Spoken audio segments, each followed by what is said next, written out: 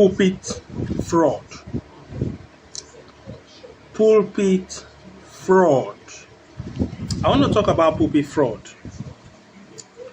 Many men of God, pastors and prophets, they have been exploiting church members, ignorant, weak, church members that are not knowledgeable and do not understand scriptures.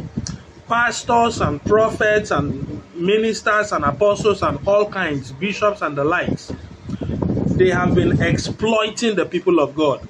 As a pastor, as a man of God, as a prophet, whatever you are, God appointed you over the people to feed them and not to feed on them. God sent you to feed the sheep. He didn't say feed on the sheep. A lot of men of God are eating their flock, eating their sheep, eating their members instead of feeding the members. Your members are meant to feed from you, and you are not the other way around.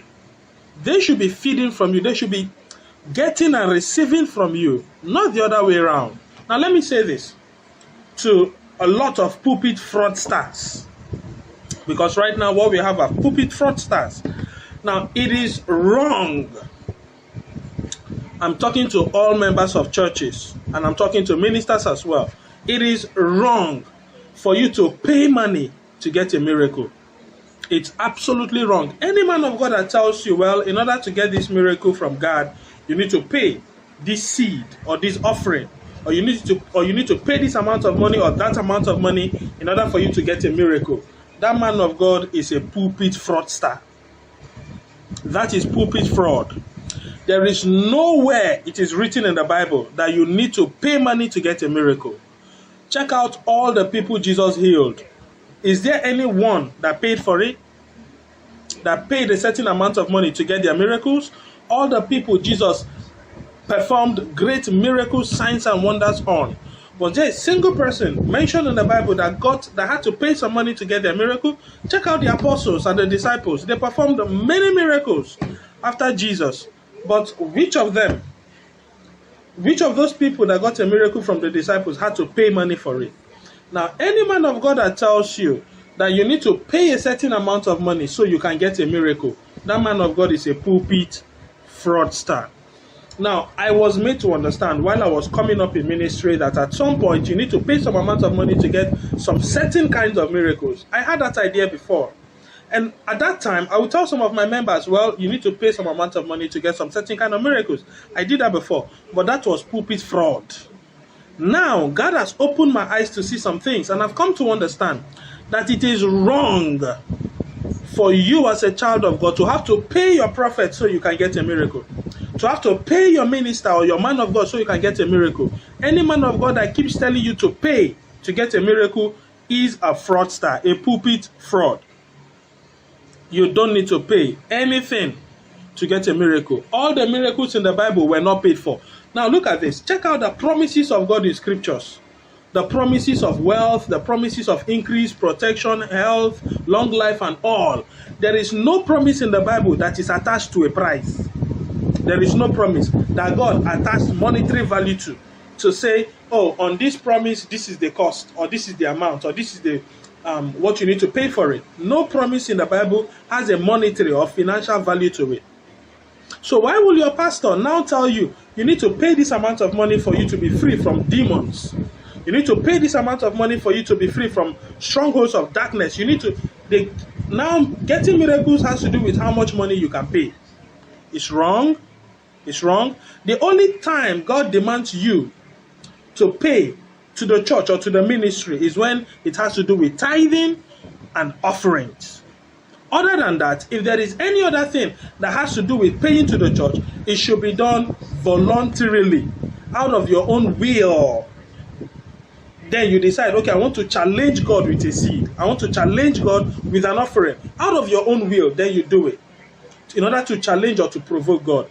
But your man of God telling you, you need to pay God a certain amount of money so God can attend to your needs, so you can get a miracle, so you can get a financial victory, a financial favor. That is fraud. That is pulpit fraud. The only time God demands your money as a matter of demand is when you are paying your tithe and your offerings. That one is a demand placed on by God on the people of God.